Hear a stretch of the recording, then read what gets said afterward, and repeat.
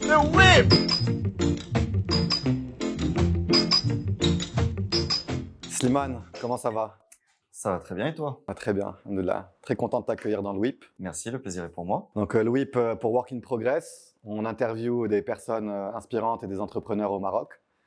On va rentrer dans le bain direct, si ça te va. Ça va très bien. Alors quand tu entends Slimane Benjeloun, quelle est la première chose qui te vient en tête? Alors, tout d'abord, c'est une question que j'aime bien poser aux autres. Écoute, Et je la très pose difficile aujourd'hui. de répondre à cette question soi-même. C'est vrai que les gens ont tendance à se définir par leur profession, leurs hobbies, etc. Mais ça ne décrit pas vraiment qui tu es. Slimane, écoute, je suis un artiste, un créatif, un acharné de travail et aussi euh, j'aime bien créer des concepts, j'aime bien engager les gens vers un même objectif, j'aime bien partager des nouvelles idées et donc j'aime bien aussi m'entourer de gens qui portent avec moi ce même objectif. Superbe. Et du coup, toute cette partie-là, tu l'as vécue à travers ton niveau professionnel et ton niveau personnel, c'est ça? Tout à fait. Écoute, ça m'a pris 40 ans pour réaliser que ce que j'aimais vraiment faire en fait. Donc je suis vraiment passé par la case employé dans des entreprises comme le conseil, comme l'IT, même quand j'étais chez Dell. Aujourd'hui, je me suis rendu compte que j'aimais beaucoup le contact avec l'humain. J'aime beaucoup créer et j'aime beaucoup fédérer, j'aime beaucoup partager une vision commune et j'aime beaucoup les langues puisque j'ai vécu à l'étranger quelques années, donc je parle anglais, français, espagnol. Et tout ça, aujourd'hui, du haut de mes 42 ans, j'ai eu le plaisir de côtoyer des professionnels du secteur de l'événementiel et j'ai eu l'idée il y a 2 ans de créer la société Gamifiers. Excellent. Donc en gros, tu as beaucoup d'expérience en tant que consultant, je pense, j'ai vu sur LinkedIn. Je suis passé par la phase consulting, gestion de projet, j'ai fait pas mal d'événementiel aussi dans le cadre d'une entreprise et puis aujourd'hui à mon compte depuis déjà 2 ans. Le temps passe vite. Ouais, c'est cool. Du coup, tu étais sur une partie conseil à la base et tu es allé plus vers de l'opérationnel aujourd'hui. Disons qu'aujourd'hui, je touche à tout, puisque je suis un entrepreneur, donc je suis obligé de passer par la case conception. Et c'est grâce à toutes ces années d'expérience que j'ai acquises en entreprise, qui ont été très formatrices. Et du coup, de nouveau, on est en plein dans l'innovation. Aujourd'hui, je propose des concepts qui sortent de l'ordinaire.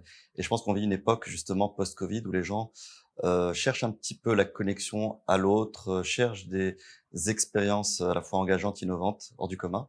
Et voilà, donc Mais qu'est-ce qui t'anime là-dessus, toi, pour le coup? Est-ce que quand tu vois ces personnes-là que tu arrives à fédérer, ces émotions-là que tu arrives à procurer à ces personnes-là, on peut d'ailleurs parler des différents outils que tu utilises pour procurer ces sentiments à ces personnes-là.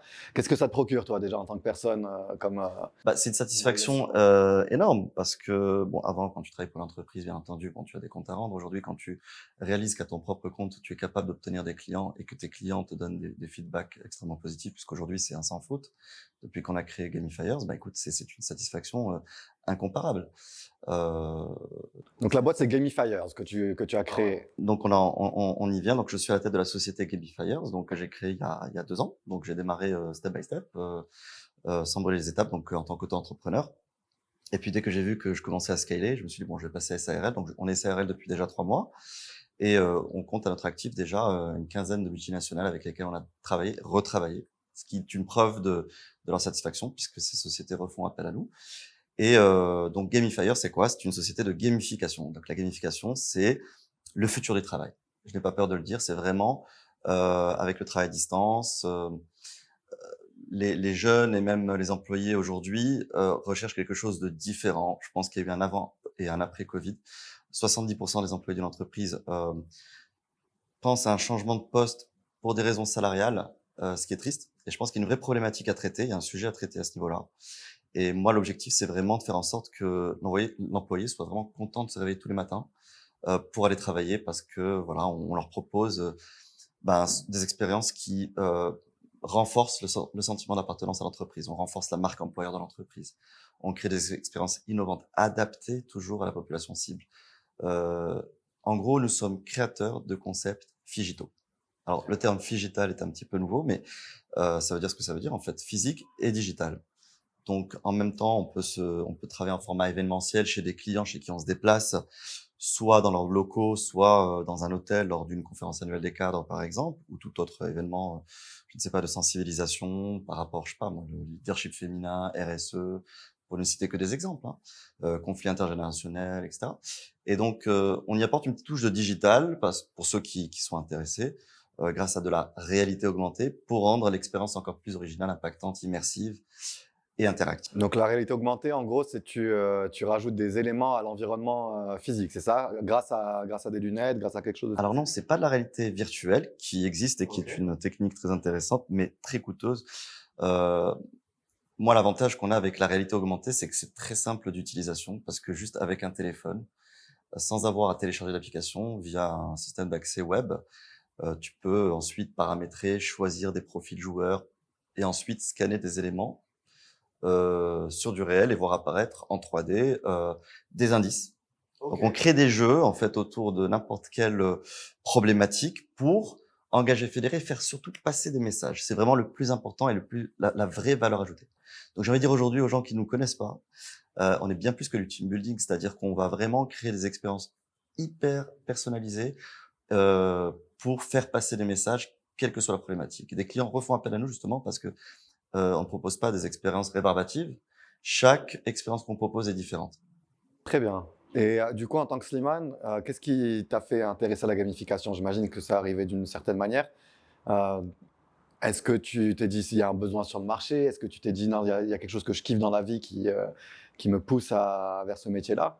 Alors, je suis pas le premier à le dire, hein. Il y a Steve Jobs, dans une de ses interventions, qui disait que dans la vie, ce qui est le plus important, c'est de faire un métier par passion et que l'on aime. Ça peut prendre 5 ans, ça peut prendre 30 ans avant de le découvrir. Mais une fois qu'on a trouvé cette voie, il faut suivre son intuition et sa voie intérieure. Moi, aujourd'hui, j'ai suffisamment de maturité et d'expérience pour savoir ce que j'aime. Et j'ai toujours été attiré par les langues, le contact avec les gens, la création de concepts, la créativité. Je suis moi-même artiste, donc aujourd'hui, je suis vraiment avec un focus parce que ça me prend beaucoup de temps sur mon activité en événementiel B2B. Et donc, on intervient sur 2 formats. Alors, le format qui est juste de concevoir une expérience sur mesure dans le cadre d'un agenda qui est déjà préétabli par nos clients, soit carrément, et on le propose, de prendre en charge la gestion événementielle, inclut l'activité team building, ce qui est très intéressant à la fois qualitativement et financièrement pour nos clients, puisqu'on fait à la fois le travail d'une agence et de celui Donc, tu as gardé ton ADN conseil aussi quelque part, où tu n'arrives pas juste avec un produit. conseil, parce que finalement, on ne propose jamais rien sans avoir vraiment compris l'objectif. C'est qu'on va s'inspirer des éléments que nos clients nous donnent pour vraiment concevoir quelque chose sur mesure. On va pas arriver avec des solutions plug and play, qui fait quand même partie de certains plans de formation digitaux que je propose sur les thématiques telles que l'intelligence artificielle ou de la cybersécurité pour sensibiliser les employés. Ça fait partie d'une offre qu'on propose. Mais c'est vrai que l'essentiel et l'originalité de ce qu'on propose, c'est que c'est très souvent des thématiques très personnalisées par rapport à nos clients. Et du coup, on prend les informations qu'on nous donne. Ça peut être les valeurs stratégiques, ça peut être les objectifs de l'année prochaine, ça peut être la nouvelle marque employeur, le nouveau logo, la fusion. Lorsque vous passez par une phase de transformation culturelle, organisationnelle, structurelle, dès lors que vous passez par des étapes et qu'il y a un réel enjeu en termes de communication stratégique, nous, on va prendre les éléments de la part de vos responsables marketing, RH, stratégie, pour ensuite designer tout un concept autour de ça. Donc, la Customer Journey, en gros, moi, je suis une entreprise. J'ai une trentaine, une quarantaine d'employés. J'ai quoi comme différents objectifs auxquels je peux répondre? Je suis là, je suis posé. Je me dis, OK, je veux peut-être faire de la cohésion d'équipe ou je veux améliorer un département qui est un petit peu mal à la... Encore une fois, la gamification, c'est très large. Ça peut être la cohésion d'équipe, ça peut être aussi des clients externes lors de marketing, des opérations de marketing activation.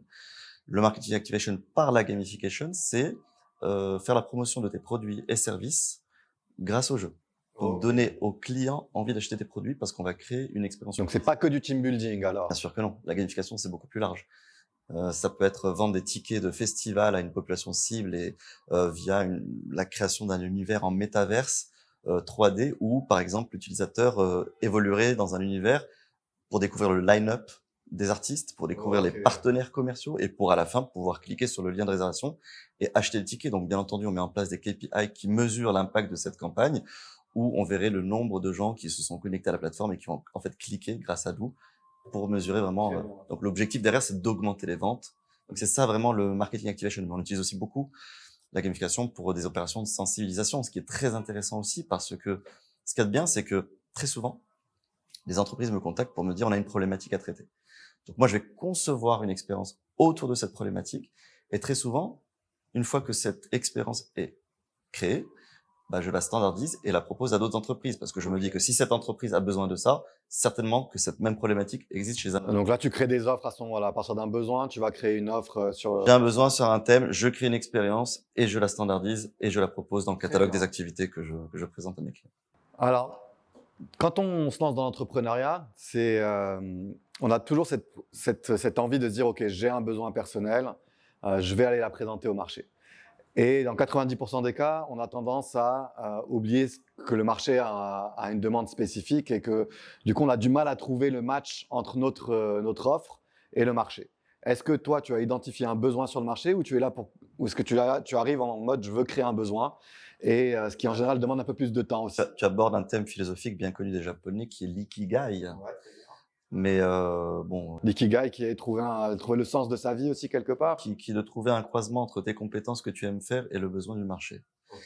En fait, faut jamais se lancer dans quelque chose juste parce que t'aimes. Faut bien entendu faire sa petite analyse du marché et voir qu'il y a un vrai besoin. Ne jamais, et si c'est un conseil que je peux donner aux entrepreneurs, ne jamais se lancer dans un business à faire un site web, créer des cartes et à investir beaucoup d'argent sans avoir eu déjà un premier client, parce qu'il suffit d'un client pour connaître son marché, savoir qu'il y a un marché, quel que soit le prix de ton produit et de ton offre. Donc, une fois que tu as identifié ton marché et que tu sais qu'il y a une brèche à exploiter, à ce moment-là, construire tout ce qu'il y a autour. Mais c'est très important aussi d'avoir une vision et parfois même une vision qui est peut-être disruptive par rapport à ce que les gens ont l'habitude de faire, quitte à ce qu'on traite de fou, parce que ce sont les entrepreneurs qui ont forcément les idées les plus folles et qui finissent très souvent par réussir et à qui on donne raison. Donc voilà, effectivement, voir là où on est compétent par rapport à là où il y a un marché, c'est très important. Ok, très bien. Très bien.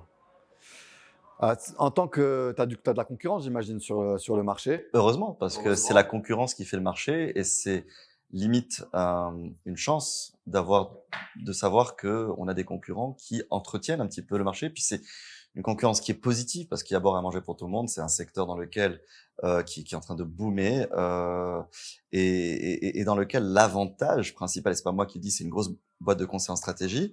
Les métiers d'avenir sont vraiment orientés vers des métiers de relationnel et de créativité. C'est-à-dire qu'avec l'émergence des outils en rapport avec l'intelligence artificielle comme ChatGPT, etc., aujourd'hui, c'est très facile de proposer des concepts quand on est entrepreneur avec pas grand-chose. Et ce qu'il y a de bien, ce qui va faire la différence et dans ce métier, c'est que on peut être expert en gamification, bien entendu avec l'expérience et l'expertise nécessaire, mais différent de ses compétiteurs. Pourquoi? Parce que tous les concepts qu'on propose sont forcément issus de ta propre. C'est de la prestation intellectuelle qu'on vend quelque part. Et d'ailleurs, chaque fois que je propose quelque chose à mes clients, euh, pour moitié, le prix vient de ce que j'ai réussi à concevoir sur la base de ce que mes clients m'ont partagé comme besoin. Très bien. Et j'imagine qu'il y a quand même ce que tu as envie de faire et ce qui est possible techniquement. Comment tu arrives à trouver cet équilibre-là? Est-ce qu'au Maroc, tu arrives à avoir des ressources qui t'aident à développer ces choses-là? C'est très important de sizer les attentes de ton client par rapport à ce que tu es capable de proposer, surtout quand on parle de quelque chose en rapport avec l'IT. Donc ça, les gens de l'IT savent très bien. J'ai une équipe donc composée d'un caméraman, d'un monteur vidéo, d'animateurs, ce qu'on appelle nous dans notre jargon des game masters expérimentés, d'un développeur IT, d'un développeur web, tous en freelance. Ok. Donc oui, j'ai une équipe avec laquelle je travaille dans la durée, mais c'est toujours par projet. Encore une fois, c'est aussi une manière beaucoup plus flexible de travailler qui permet aux entrepreneurs de pouvoir s'en sortir justement au niveau de la trésorerie. Très bien. Et est-ce que tu as, parce que moi, dans le cas de mon métier au bar à textile, on a des grosses problématiques qui sont liées aux demandes urgentes en permanence. On nous appelle pour des livraisons dans une semaine. Est-ce que tu arrives à anticiper ces demandes-là? Comment ça se passe ici dans ton secteur? Est-ce que les demandes sont anticipées quand même ou Les demandes sont... Alors, dès lors qu'on nous contacte, il y a deux types de clients. Il y a celui qui a un besoin déjà qualifié pour une date précise. À ce moment-là, bon, nous, on demande toujours à ce que on puisse tout consolider minimum 2 semaines avant l'événement, parce que tout le monde le sait dans l'événementiel, c'est de la préparation, c'est beaucoup de travail en amont. Et puis tu as le client qui explore. Donc celui qui n'a jamais entendu parler de gamification. Et d'ailleurs pour ces clients-là, j'ai écrit un livre qui s'appelle Le pouvoir de la gamification, qui est inspiré de mon expérience, des use cases. Bon, on le voit beaucoup avec les chats GPT et tout aujourd'hui, ça aide bien à structurer son À partir du moment où moi j'atteins mon objectif, qui est de réussir à sensibiliser, parce que je pense qu'il faut éduquer le marché au Maroc plus qu'à l'étranger, parce que le concept de gamification est encore un peu nouveau, pour moi la mission est atteinte. Donc ce livre, qui est un guide pratique de 50 pages, est vraiment idéal pour toute personne qui est curieuse d'en savoir plus sur les bienfaits et l'impact positif de la gamification au quotidien sur le travail des collaborateurs, parce que concrètement, ce qui est très important de savoir, c'est que la gamification a un retour sur expérience multiplié par 100 sur la productivité des employés, sur leur engagement, sur le turnover, puisque un employé heureux est plus productif, est plus efficace et reste. Et du coup, voilà. Donc il y a une réelle valeur ajoutée. Donc ces clients qui ont besoin d'être éduqués sur la gamification, à ce moment-là, on fait une réunion, on leur explique les bases, les concepts. Ils reçoivent comment en général? Parce qu'ils ont l'habitude des team building classiques, j'imagine, des tournois de sport, des petits jeux, J'ai envie de te dire, si tu as envie de faire un team building classique, faire du sport, jouer au volley sur la plage, tu n'as pas besoin de faire appel à une agence. Si vraiment on fait appel à nous, c'est que la valeur ajoutée réside vraiment en notre expertise et capacité à créer des expériences sur mesure que le client n'aurait ni forcément le temps, ni le savoir-faire. Et du coup, nous, on propose, pour te donner un exemple, un agenda à la journée dans un endroit en plein air, avec le transport, la nourriture, un agenda incluant non seulement des activités, par exemple, tout dépend de ce que veut le client, mais des activités de réflexion, de wellness, sans pour autant avoir à payer une nuit d'hôtel si jamais le client a juste envie de partir à proximité de Casablanca, juste 25 minutes de Bouskoura. On a des endroits magnifiques où on organise nos événements et Et les DRH sont réceptifs? Ils sont réceptifs à ces nouveaux concepts ou... Extrêmement, puisque la demande provient de ces mêmes personnes et du coup, en fonction, on adapte. Ok, cool. Slimane, tu fais d'autres choses en parallèle aussi pour t'éclater. J'ai vu Dream Awake, j'ai vu Casa Expat. Ça t'apporte quoi tout ça? En fait, c'est vraiment un business qui est circulaire. C'est-à-dire que tout ce que je fais a un lien avec l'autre. Et Dream Awake, c'est en fait, nous sommes aussi créateurs de concepts dans le domaine du voyage, dans le sens où, grâce à on a organisé plusieurs retraites, plus de 8 retraites courant 2023, dans des endroits différents au Maroc. Et j'ai vraiment envie que ça fasse aussi, à mon sens, partie de mon lifestyle, de pouvoir partir un mois déconnecté. C'est un métier qui est assez stressant, donc on aime bien voilà, emmener nos clients découvrir des endroits et avec un agenda sur mesure incluant du breathwork, du sound healing, du yoga, mais aussi plein d'activités en rapport avec le wellness. Depuis quand tu t'intéresses à tout ça? Ça a été un élément déclencheur? Depuis que j'ai participé à un festival autour de ça, en fait, c'était carrément un festival et donc ça permet vraiment de rencontrer des gens, de créer des connexions. Je trouve qu'on vit un monde aussi avec les réseaux sociaux, on est trop même connectés sur nos téléphones et ça permet vraiment aux gens de se connecter, de faire des rencontres, de vivre une expérience holistique et de se recentrer pour mieux redémarrer les travaux dans de meilleures conditions. Et si tu veux, moi, Dream Awake, c'est vraiment un concept que j'ai fondé avec Salima El Boussouni, qui est elle aussi donc prof de yoga. J'ai vu une vidéo, je pense, où elle parle et tu l'as forcée, tu l'as fait. En fait, l'idée est venue des deux. En fait, on s'est posé un jour après cet événement festival auquel on a participé, Epic Festival, donc un petit clin d'œil à toute l'équipe de Home Yoga, donc Nabil et Lily. Qui grâce à qui l'idée a émergé et du coup nous aujourd'hui on crée en septembre on va créer un événement 100% Dream Awake, un événement et d'ailleurs j'invite tout le monde à se renseigner, à venir participer autour du wellness. Donc ça va se passer à la maison autonome à Bouskoura le 15 septembre, dimanche, de 9h à 20h. Il y aura une conférence autour du human design, il y aura aussi des ateliers breathwork, yoga, sound healing. Et là, tu as des experts sur chaque domaine qui sont là pour... Voilà, il y aura des experts dans chaque domaine, il y aura des ateliers en pleine nature, il y aura un stand pour la nourriture, il y aura une piscine, il y aura vraiment, encore une fois, l'occasion. Ça doit faire du bien, ça, quand même, dans ton quotidien d'entrepreneur, d'avoir des moments de respiration comme ça. Écoute, je dis toujours que même pour organiser des événements fun, c'est quand même du travail et du stress parce qu'on veut forcément que l'événement se passe dans les meilleures conditions. Donc, but we are seriously fun dans le sens où, oui, c'est du travail, mais derrière, Tu arrives à déconnecter une fois que tu es sur place ou tu es en mode organisation à fond une fois que tout est rodé, en général, une fois sur place, on profite parce que voilà, faut qu'on commence à avoir une petite expérience, enfin, quand même de plusieurs années. Donc, on est rodé sur l'organisation et sur l'événementiel.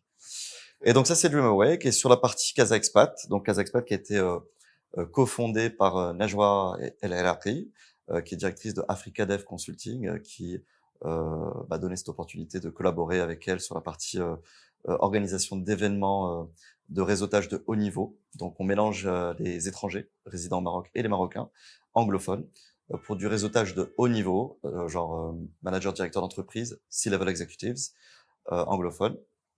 Pour des afterwork festifs, je précise, donc c'est vraiment notre objectif des événements qu'on organise avec Kazaxpat, qui est très intéressant, c'est de pouvoir réunir encore une fois, donc c'est toujours la notion de contact avec l'humain, de réunir des professionnels de différents backgrounds et de pouvoir échanger, de faire du business. C'est généralement des afterwork qui durent 3 heures où tu as 3 heures pour échanger des cartes au maximum avec des gens qui partagent le même niveau, la même culture, les mêmes intérêts. Donc, ça peut être des investisseurs, ça peut être des start-upers, ça peut être des DRH, des directeurs de communication.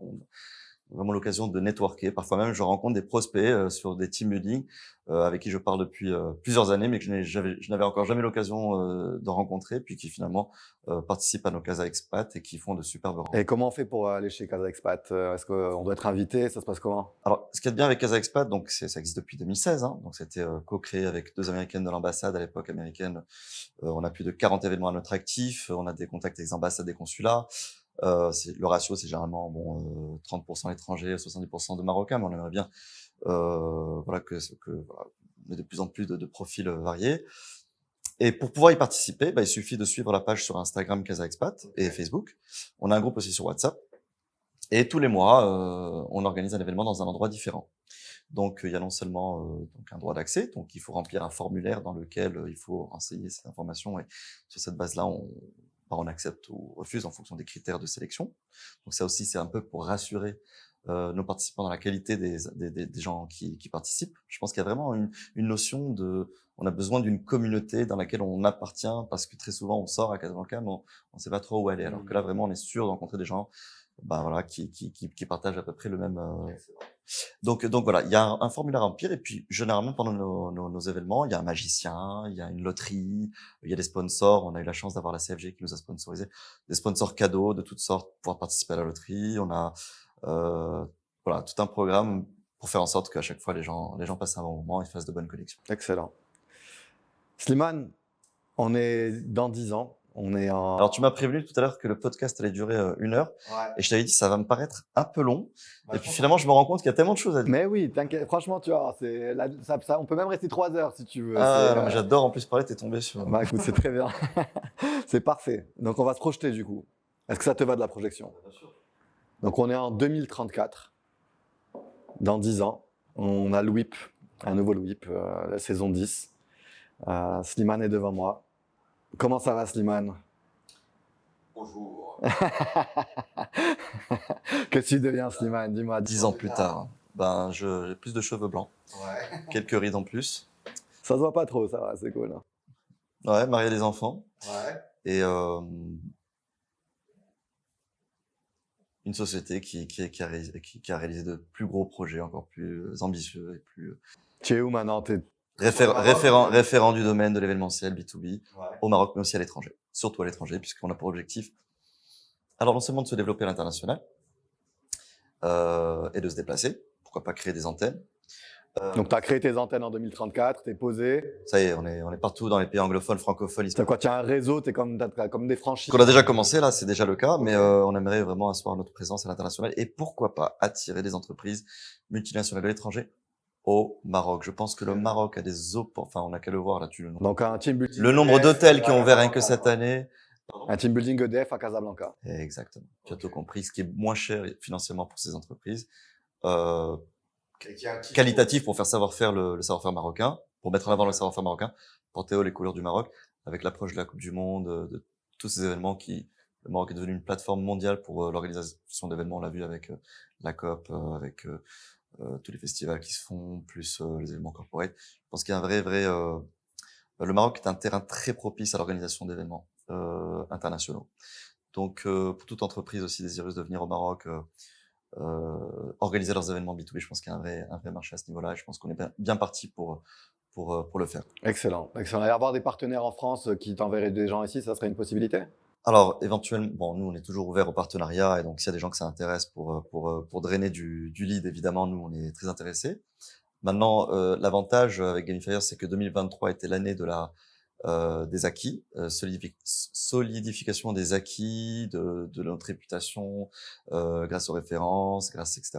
Donc là, vraiment, 2024, ça va être l'année de la pérennité, de la croissance et du développement. Donc, à la fois en termes de couverture, parce qu'on a un bon produit, un bon service, on ne manque plus qu'à être connu, mais en même temps au niveau de l'innovation, parce que il faut aussi qu'on investisse régulièrement dans notre produit, notre service, de sorte à être vraiment les leaders sur le marché et d'être les plus qualitatifs. Donc vraiment proposer des choses qui sont à la pointe, pas seulement de la technologie, parce qu'il y a des gens qui sont pas forcément tech savvy, mais aussi dans la qualité de ce qu'on propose en présentiel, pour que vraiment les gens se disent, voilà, si on passe par Gamifier, c'est que ce gars-là, cette entreprise propose quelque chose de très innovant et de très différent par rapport à ça. Et c'est quoi, du coup, ton trait de caractère qui pourrait te permettre d'y arriver et ton trait de caractère qui pourrait te freiner? Alors, je vais commencer par celui qui va me freiner. Je pense que, alors, c'est un frein et pas un frein, mais je pense que je suis quelqu'un de, bon, je vais pas faire la réponse bateau, mais je suis quelqu'un de très impatient. Okay. Alors ça, c'est un vrai défaut que j'ai eu du mal à assumer pendant longtemps, mais qu'aujourd'hui, je suis obligé d'admettre parce que ça t'a joué des mauvais tours à ça? La voie vers la rédemption, c'est de pouvoir déjà reconnaître ses torts. Donc effectivement, bon, je pense que je suis quelqu'un d'assez impatient. Mais bon, je pense que ça fait aussi partie des traits de caractère de tout entrepreneur qui a plein d'idées, qui a envie d'aller vite, pour qui ça fuse dans tous les sens et qui a envie d'accomplir des choses. Donc je pense qu'il faut à un certain moment prendre du recul. C'est pour ça que je fais des voyages, parce que ça m'aide beaucoup à me recentrer. Et puis revenir, parce que je pense qu'il vaut mieux aller plus lentement parfois dans la vie. Il faut mieux se poser pour aller parfois même plus vite. C'est pas parce que tu es rapide et que tu es impatient que les choses vont plus vite. Tu as plus souvent la tête dans le guidon en faisant ça, et finalement c'est pas productif. Donc oui, vraiment prendre le temps de réfléchir tous les 3 mois, faire un petit point sur où j'en suis, où je vais, qu'est-ce que je veux.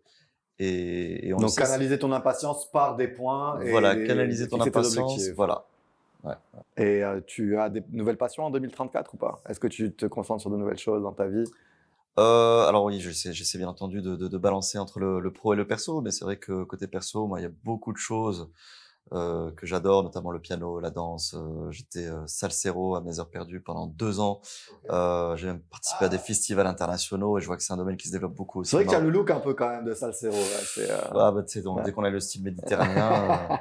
Mais non, j'adore voyager. Donc l'avantage de la salsa, c'est que quand tu pars à un festival, déjà, le problème de la salsa, c'est que c'est une passion qui est archi prenante parce qu'une fois que tu es dans ce monde, entre les cours, entre les soirées et les festivals qui se font à l'étranger, bah finalement. T'as plus le temps pour bosser, quoi. Bah non, mais déjà, t'as plus le temps pour bosser, puis toutes tes vacances passent dans ça parce que finalement, t'as des festivals tout le temps, toute l'année, tous les mois. The Whip! Très bien, on est posé dans un salon, Slimane, posé tranquille, tout va bien. Tout se passe bien? Écoute, première partie, ça va? Comme dans un salon, assis confortablement, voilà, impatient de démarrer la suite. Nickel. Slimane, on a bien exploré ta vie pro dans un premier temps. Là, on va passer sur une autre partie qui va être un peu plus de l'impro. Ce que on va tester un peu ton. D'accord. Tu es prêt? Je ne sais pas de quoi tu parles. Moi non plus exactement, mais j'ai pas quelques questions. Alors, on va démarrer par une première partie qui s'appelle le tuto Slimane Benjeloun. Ok, donc tu vas nous faire un petit tuto. Je te mets en situation réelle. Ok, donc c'est un peu une question égoïste, je t'avoue. C'est comment tu gamifierais le whip? Ah ouais, bonne question. Bah, tu vois, c'est ça le problème de l'impro, c'est que tu es obligé de penser à un truc tout de suite là sur place. Ça, je te mets face à. Ah ouais, mais il faut le temps de la réflexion. Mais bien sûr, ce qui me vient à l'esprit là tout de suite pour te donner une réponse au pied levé, bah écoute, bah effectivement, pourquoi pas. Alors si tu veux gamifier quoi, le concept. Je veux gamifier, pas le whip, alors peut-être un podcast. Comment tu gamifierais un podcast en général? Comme ça reste un peu plus global. Bah en fait, parce que ça prend du temps pour prendre un concept qui réponde vraiment. Mais le concept de gamifier un podcast, ça serait de prime abord rendre le podcast plus ludique. Donc sous une forme de quiz avec des questions-réponses adaptées avec une certaine dynamique. Tout l'objectif en fait de gamifier un podcast, ça serait de pouvoir rendre le podcast plus attrayant aux yeux de ceux qui les regardent ou écoutent grâce au jeu. Donc mettre en place un système de mécanique avec des énigmes pour rendre l'échange plus impactant, plus constructif et faire en sorte qu'à la fin du podcast, les gens qui te regardent se rappellent des messages que tu veux leur faire passer. Excellent, excellent. Alors après, maintenant, s'il s'agit d'un concept, si tu veux, je te fais un devis à la fin de la Écoute, on va tester. On a gamifié un peu la suite du podcast. Ça nous arrive un peu là, même dans les podcasts précédents, de gamifier un petit peu. Donc j'aime beaucoup ton approche, l'arrêter de dire de rendre ça plus attrayant, plus dynamique. Clairement, j'achète. Donc pour la prochaine étape, on va faire un petit Whip Express. C'est un concept qu'on avait développé pour le Jitex. C'est un concept de question-réponse. Et je te pose la question et tu me donnes une réponse vraiment à l'instinct, comme tu sens. Tu es Slimane Benjeloun, tu as 42 ans, tu es devant moi et tu réponds aux questions en fonction de ton expérience et comme tu le sens. Si tu pouvais introduire une fonctionnalité magique dans ton produit, ça serait laquelle?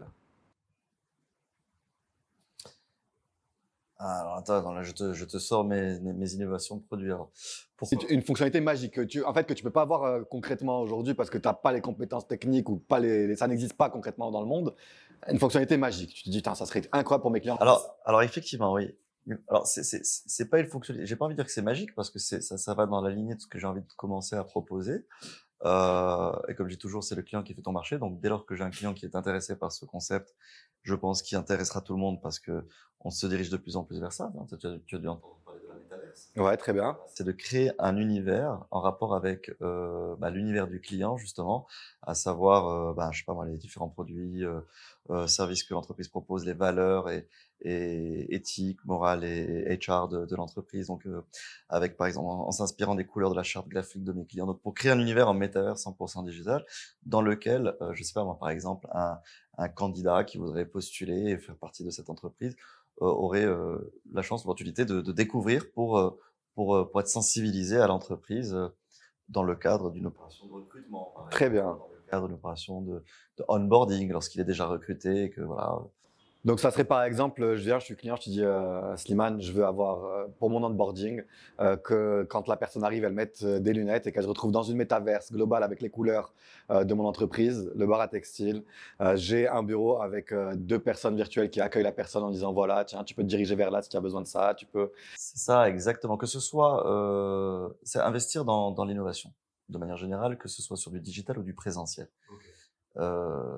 C'est pour ça qu'on dit digital, parce que j'ai pas envie d'avoir cette image uniquement digitale, qui est certes un métier d'avenir, mais qui ne correspond pas à toutes les demandes et tous les formats et tout ce dont, d'ailleurs, la raison pour laquelle j'organise un événement mercredi prochain, qui est justement anti-digital, carrément, parce que avec justement, on est tous assommés d'intelligence artificielle, cybersécurité digitale. Aujourd'hui, on a besoin de déconnecter. C'est pour ça que je propose les deux.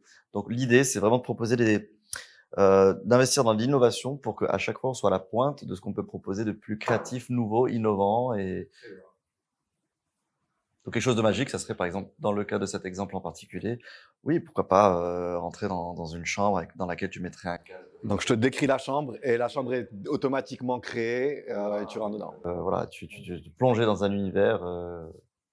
Tu donnes quel horizon pour avoir cette fonctionnalité magique? C'est pas si, je pense, irréalisable que ça. Je pense qu'à terme, dépendamment des moyens qu'on y met et de l'objectif. En 2034, pour le Whip de 2034, on l'aura quoi? Ouais, 2034, ça, tu sais. En fait, je dis toujours, c'est important d'avoir une trame avec un objectif. Et puis, de toute façon, ton objectif, il sera jamais atteint par rapport à celui que tu t'es fixé 10 ans auparavant. D'où l'importance d'avoir une vision et l'importance d'avoir ce qu'on appelle une routine. Donc la routine, c'est au fur et à mesure que tes objectifs changent en fonction de... Très bien. Donc ce que je veux faire aujourd'hui pourra se préciser ou changer au cours de l'eau. Si tu pouvais recruter une personne historique chez Gamifiers, tu recruterais qui?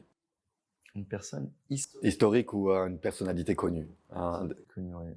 Je suis fasciné par les entrepreneurs de la tech, hein, donc bon, pour ne citer le meilleur, parmi les meilleurs, hein, donc l'univers de pas forcément les startups, bon, tu as Elon Musk, tu as toute cette écosystème. Zuckerberg, ça peut être pas mal pour créer ta fonctionnalité magique. Tous ces génies du secteur de la tech qui sont clairement très inspirants, hein, pour ne citer que bon, donc, Steve Jobs, Elon Musk, bien sûr. Donc, t'aimerais bien avoir comme bras droit Steve Jobs, par exemple.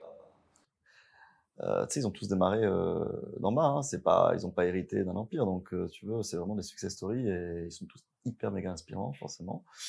Non, mais puis aussi, pourquoi pas s'entourer de personnes qui t'inspirent au quotidien. Moi, je dis toujours, il faut s'entourer des personnes qui te tirent vers le haut. Et tu es toi-même la somme des 5 personnes qui t'entourent.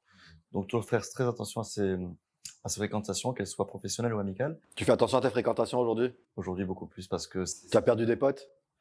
j'en ai perdu. J'en ai perdu, mais bon, ça, je pense que ça arrive à tout le monde parce on se développe et on prend des chemins différents et puis on mûrit tous différemment. Mais je pense que c'est important à un moment donné, quand tu sais ce que tu veux dans la vie, plus tu avances et plus l'étau se restreint, se réduit en termes de temps. Et donc, le peu de temps que tu aimerais dédier aux personnes qui comptent, ben, tu as envie que ce soit des gens de valeur et qui partagent avec toi la même philosophie et les mêmes objectifs dans la vie. Si tu pouvais automatiser une tâche ennuyeuse de ton quotidien, ça serait laquelle? Ah ben, on en parlait justement off tout à l'heure. Moi, je pense qu'on arrive tous à un moment donné dans la vie d'un entrepreneur où, une fois que tu as fait tes réalisations, tes premières réalisations successful, tu as envie, en tant que directeur d'entreprise, de te dédier davantage à l'innovation de ton produit pour pouvoir toujours proposer quelque chose de nouveau et au top de ce qui se fait. Donc, ça demande à passer du temps sur de la recherche, de la lecture, partir à des forums, se renseigner sur les différents prestataires avec lesquels travailler, et passer aussi beaucoup de temps à la prospection, au rendez-vous, au networking, voilà. À présenter Donc la tâche à automatiser. et tout le reste à automatiser, c'est-à-dire la prospection, commerciale, la prise de rendez-vous, la déléguer tout ce qui est gestion opérationnelle de l'événement, lorsqu'il s'agit d'envoyer quelqu'un voilà, à ta place, ou lorsqu'il y a 2 événements en même temps, donc tu peux pas être au four et au moulin pour justement réussir à automatiser, standardiser, tout en gardant un niveau de qualité qui soit au top voilà. Et dans ta vie perso, en dehors du boulot? 3 bras droits qui puissent faire la même chose que ce que je fais, ça serait, ouais. Dans ta vie perso, est-ce qu'il y a des trucs que tu dois faire au quotidien que tu aimerais bien que ce soit automatique, que tu n'aies pas à te concentrer dessus ou pas aussi? Ah bah, tu sais que on dit souvent que les plus gros, enfin les dirigeants d'entreprise, on s'habille, ils ont 3 t-shirts dans le Exact. tu sais, tu te réveilles le matin, tu as pas le temps, hop, directement tu mets un truc, en fait tout ce qui va faire la vaisselle par exemple. Alors je dis pas que c'est pas bien, Ouais, mais ça serait bien que ce soit automatisé, quoi. mais tout ce qui prend du temps en fait, tout ce qui est time consuming, tout ce qui est chronophage. Faire son lit, la vaisselle, le ménage. Dans un objectif d'optimisation de ton temps et tout, mais après moi quand je pars en vacances et que je me déconnecte complètement du monde du travail, parfois même pour m'aider à déconnecter, je me concentre sur une tâche. Par exemple, je peux très bien me retrouver à cirer mes chaussures parce que ça m'aide À focus. parce que je focus sur un truc. Très bien. Ça peut être ouais. D'ailleurs, je vais au sport, j'essaie de faire des choses. Très important de pas être complètement la tête dans le guidon, de faire tout le temps, de faire que bosser. D'ailleurs, ça veut dire qu'au bout d'un moment, tu es inefficace. Donc vraiment faire la part des choses, je pense. Tu fais quoi comme sport? Tu es surtout, tu as le syndrome de l'entrepreneur solitaire. Donc tu es souvent, enfin, pas solitaire parce que tu as ton équipe avec qui tu communiques, mais tu as souvent tendance On parle beaucoup de la solitude de l'entrepreneur, quand même. besoin de feedback. Moi, les feedbacks, je les obtiens de la part de mes clients, de mes collaborateurs, des gens avec qui je travaille, des amis. Et voilà, c'est pour ça qu'on essaie de faire la part des choses, très important. Je pense que c'est pour l'entrepreneur de réussir à planifier son agenda. Dans la peau de Slimane Benjeloun, la journée type de Slimane.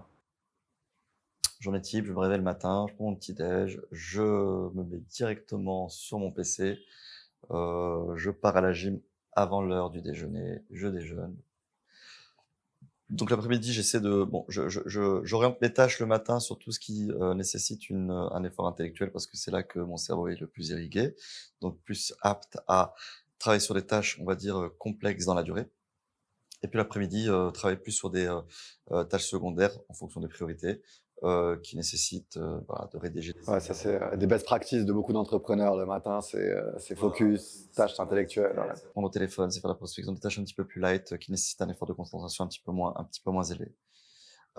Mais voilà, après donc fin de journée toujours, puis finir la journée avec retrouver ses amis, passer un petit moment de déconnexion, soit pour danser, jouer, faire de la musique ou carrément sortir entre amis quelque part.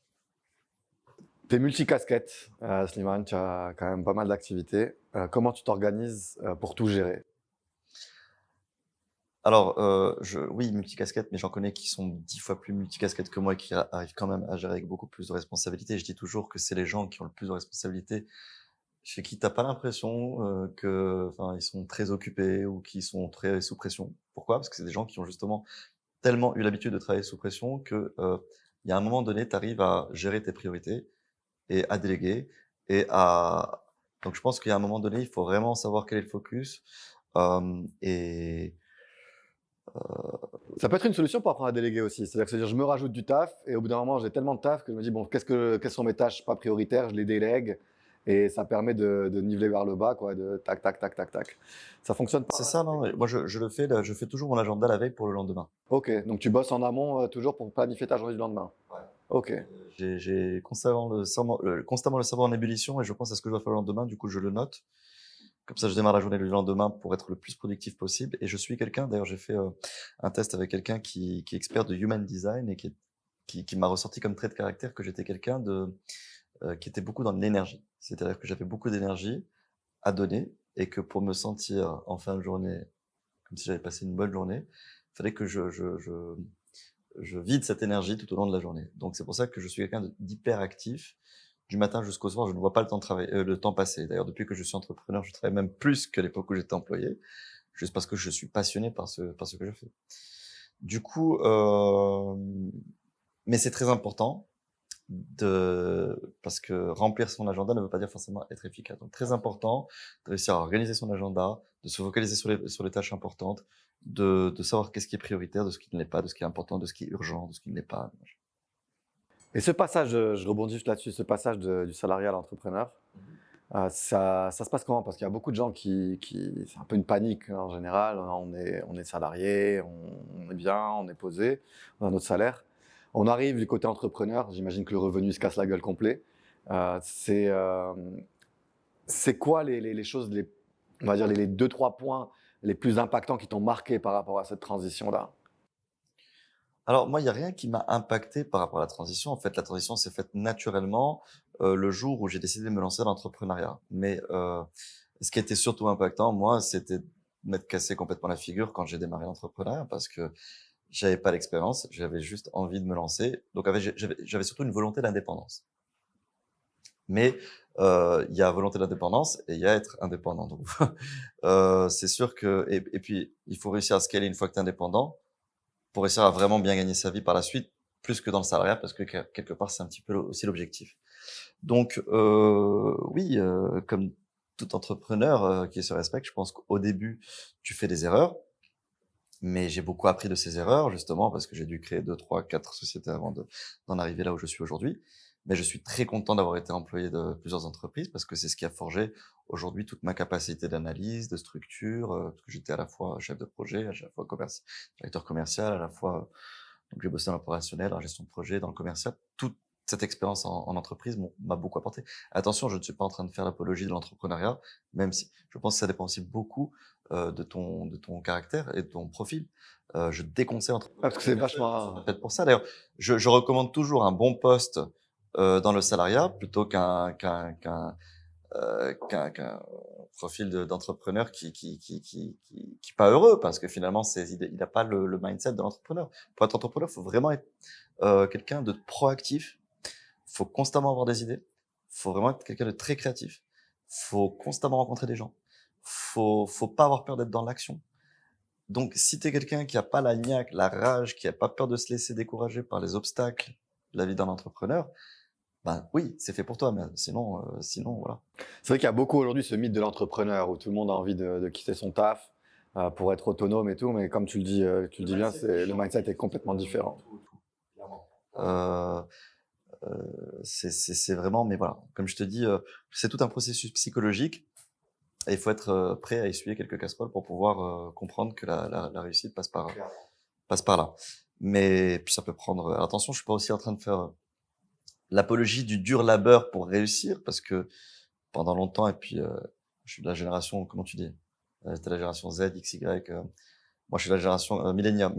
On est les millénials. Non, les millénials, c'est nous, je sais pas. On est qui, nous? Ouais, on est les millénials. Nous, on a été éduqués à l'ancienne, dans le sens où work hard, play hard. Et moi, aujourd'hui, ma philosophie, c'est plus work smart, play hard. Donc, en fait, tu peux très bien réussir en 6 mois et gagner beaucoup d'argent parce que, voilà, tu as été smart dans ta façon de travailler. Et puis, il y a pas de chemin vers le succès. De toute façon, chacun a son parcours en fonction de ses expériences. Tu as celui qui a réussi à 20 ans et qui était broke à 40, tu as celui qui a été successful à 40 et qui a super bien fini sa vie. Donc, tout vient à son heure, chacun a son horloge, et donc il faut pas se laisser juste décourager. Puis il faut surtout suivre sa voie intérieure. Alors, je sais que ça peut paraître abstrait pour les personnes qui ne l'ont pas déjà vécu ou ressenti, mais je vous promets que tout ce que j'ai réussi, ben, toujours eu cette impression avant les autres que ce que je faisais était sur la bonne voie. Donc, c'est comme une intuition. Tu te dis, voilà, Et comment tu reconnais cette intuition? parce que en fait, tu fais le bilan de tes compétences, de ce que tu es capable de faire, de ce que tu aimes, et tout naturellement, bah, tu connectes the dots. Et tu le fais solo ou tu le fais accompagner par quelqu'un? Comment ça se passe? M'inspire constamment, et je reste dans l'humilité, parce que je pense que c'est une qualité essentielle de pouvoir être une éponge et d'apprendre des autres. Et aujourd'hui, bah, c'est pour ça que j'ai un business, comme je t'ai dit tout à l'heure, qui était circulaire, parce que quand je fais les team building, bah, je propose des réductions à mes wellness events. Quand je fais des wellness events, les gens se rendent compte que je fais aussi des Casa Expat, after work. Pendant mes after work Casa Expat, bon, bah. Donc, en fait, tout est lié quelque part. Donc, faut savoir pourquoi tu le fais, avec qui tu le fais, et qu'est-ce qui te motive. Parce que derrière, c'est pas tellement l'argent qui est le driver principal. Si tu as envie de, enfin, du haut de mon humble expérience, parce que voilà, aujourd'hui on est en croissance, mais je pense que si encore une fois j'ai un conseil à donner à des gens qui démarrent, c'est de se poser les bonnes questions. Qu'est-ce qui te drive au quotidien? Qu'est-ce qui te donne envie de te lever les matins? Quelles sont tes compétences? Est-ce que tu en as conscience de ces compétences? Faut pas hésiter à prendre des rendez-vous avec des coachs en développement personnel. Aujourd'hui même, en tant qu'organisateur d'événements, on propose nous-mêmes des coachs en développement personnel dans le cadre de notre proposition, parce qu'on fait du ponctuel, mais on fait aussi de propositions dans la durée, pour permettre, par exemple, je ne sais pas, à des jeunes talents d'entreprise qui n'ont pas forcément la maturité émotionnelle de savoir gérer une équipe, mais qui sont voués à un avenir certain parce qu'ils ont un parcours académique assez impressionnant, bah, de pouvoir leur donner les outils au quotidien, de pouvoir, voilà, ne pas être trop influencé par l'émotionnel, savoir prendre son temps avant d'intervenir en réunion. Tu vois. Donc tout ça, c'est l'objet de coaching qui est auprès des collaborateurs. Une dimension coaching dans ce qu'on propose à le client qui est très prononcée, parce que c'est très complémentaire avec ce que je propose en gamification. En fait, la gamification, c'est vraiment, on met en situation pour révéler la personnalité de nos collaborateurs. Et les coachs, ils sont là pour y apporter une formation dans la durée et faire en sorte que ce qui a été, voilà, parce qu'on peut pas, en un événement que j'organise d'une journée ou d'une heure ou de 3 heures, Ouais, très bien. en retirer des enseignements immédiats. Donc en gros, tu poses les bases et le coach il travaille là-dessus, quoi. Et je permets une prise de conscience. Après, ce qu'on propose aussi à travers le coaching, c'est de permettre à nos clients d'intégrer, d'assimiler ça dans la durée. Petite animation, phrase à terminer. En gros, je vais te dire le début d'une phrase et tu la termines. Donc on a gamifié un peu aussi cette partie-là. Le plus dur dans l'entrepreneuriat, c'est De s'imposer une discipline et de s'y tenir. la meilleure décision que j'ai prise dans ma vie d'entrepreneur, c'est De m'être lancé, bien que tard, mais n'est jamais tard. Jamais trop tard. l'application que j'utilise le plus est L'application que j'utilise 36 000 applications qui pop dans ma tête J'imagine, parce que j'en utilise plein. T'as le droit à Oh. 2, allez. On va dire LinkedIn et Instagram. Très bien. Ma raison d'être en tant que Slimane, c'est D'avoir un impact positif sur la vie des gens. si tu avais un seul message que tu pouvais transmettre à toutes les personnes qui nous écoutent, particulièrement les jeunes entrepreneurs, ça serait quoi? De réaliser la chance qu'on a au Maroc, de vivre dans un écosystème qui est certes en évolution par rapport à ce qu'on peut voir par ailleurs, de toutes les façons, l'air bon, Moi, je dis toujours, on croit que l'herbe est plus verte ailleurs, alors qu'elle ne l'est pas forcément. Et je trouve qu'on a cette chance au Maroc d'avoir un écosystème qui encourage les entrepreneurs à travers des programmes de financement, de vivre déjà aussi dans un très très beau pays, et puis qui facilite justement le travail au quotidien, parce que c'est quand même On a l'accès au réseau ici. agréable de travailler dur au soleil. Et puis, je sais pas, un conseil à dire aux entrepreneurs, c'est de continuer de ne jamais lâcher prise et surtout de croire en son projet, parce que je pense que la chose la plus importante, même si c'est difficile, même si ça ne marche pas, c'est d'y croire, parce que le jour où tu n'y crois pas, si toi tu n'y crois pas, personne n'y croit. Clairement. Et d'ailleurs, tous les petits projets que je lance, que ce soit le festival Wellness de septembre, que ce soit mes événements en B2B, que ce soit mes Casa Expat, à partir du moment où je me fixe un objectif, à mettre à personne pour m'empêcher d'y arriver, parce que dès que j'ai un truc en tête, j'y vais jusqu'au bout, même si c'est un échec. Je dis vraiment persévérant. Ok. Quand je dis que je vais faire un truc à telle date, je le fais. Même si je sais que ça va foirer, j'irai jusqu'au bout et j'en tirerai les leçons nécessaires pour faire mieux la prochaine fois. Très bien. Tu m'as fait penser à quelque chose tout à l'heure en disant l'herbe n'est pas plus verte ailleurs. J'avais une expression sympa, l'herbe n'est pas plus verte ailleurs, elle est plus verte là où tu l'arroses. C'est pas mal du tout, ouais, tu vois. Donc c'est là où tu vas mettre ton énergie et ton intention que ça va créer un environnement favorable à ton développement. Ah, mais complètement, parce que je pense aussi que tout vient de l'intérieur. Donc c'est une question de mindset. Bon, je dis rien d'extraordinaire, mais je pense que c'est facile à dire, mais c'est dur à appliquer. Et je pense que vraiment, si tu te forces, parce que l'humain, ton cerveau est fait d'une certaine façon, qui ne va pas forcément dans le sens de la construction. Et je pense qu'il faut qu'on réussisse grâce aux neurosciences et aux nouvelles techniques d'apprentissage et au coaching, apprendre à éduquer son cerveau pour mettre en place des bonnes pratiques et des bonnes habitudes au quotidien. Parfois même, le fait d'aller faire la gym quand on n'a pas envie, contredire son cerveau pour se dire, allez, je m'en fous, je le fais quand même. Tu vois, ça, par exemple, c'est l'exemple d'une bonne pratique au quotidien qui va avoir de toute façon un impact positif dans la durée. Et puis, elle a aussi la philosophie du 1%. Si tu fais 1% par jour, sur le long terme, tu verras d'où l'importance de la discipline et du fait de répéter tous les jours. Peut-être un petit peu, mais c'est toujours mieux que de ne rien faire du tout. Et quelle personne tu aimerais voir assise à ta place? Tu veux dire? Une personne qui serait le prochain invité de Louip. Moi, j'ai beaucoup de personnes que j'admire beaucoup dans l'écosystème de l'entrepreneuriat et que je souhaiterais beaucoup voir. D'ailleurs, j'ai pu constater certains intervenants de votre panel, là, je pense que vous en êtes à 9 déjà, 10, qui sont tous très intéressants. Donc, j'encourage, je pourrais t'en parler par la suite, mais Tu as une personne en particulier à laquelle tu penses? je vais d'abord penser à mes collaborateurs proches, c'est-à-dire Salim Al-Boussouni, je pense à Najwa El Harari. Alors, il me faut un autre domaine d'activité, là. Elles sont elles aussi indépendantes et leur métier en parallèle. Ok. Ah oui, oui, clairement, il y a prof de yoga aussi. Avec qui je collabore sur certains projets. Mais sinon,